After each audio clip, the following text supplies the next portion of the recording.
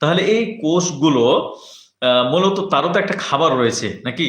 তো এখন এই কোষগুলো দেখেন যে প্রত্যেকটা জায়গাতে টক্সিন গুলো কিন্তু জমা রয়েছে এবং এটা টক্সিসিটি হয়ে গেছে এবং তার ভিতরে এত পরিমাণ জীবাণুর মানে ঢুকে আছে যে এগুলো বলছে যে বাবা তুমি আর দিও না আমাকে, আমি আর পারছি না।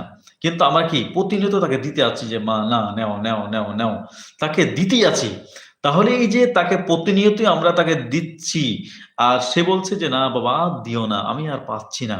কিন্তু আমরা এই যে এত দিতে দিতে এত দেওয়ার কারণে এত এই ভিতরে আসার কারণে আমাদের দেখেন যে ওই কোষগুলো কিন্তু আর পাচ্ছে না, আর কিন্তু নিতে পারছে না। তখন আপনি যখন সিয়াম পালন করবেন ১২-১৪ না খেয়ে থাকবেন, প্রত্যেকটা কোষ থেকে যেমন আমাদের কাপড় যখন ময়লা হয় এটা পরিষ্কার করার জন্য আমরা ডিটারজেন্ট পাউডার বা সাবান শ্যাম্পু সাবান ব্যবহার করে থাকি, ঠিক তদ্রুপ আমাদের কোষগুলোকে পরিষ্কার করার জন্য একটাই মাধ্যম না খেয়ে থাকা।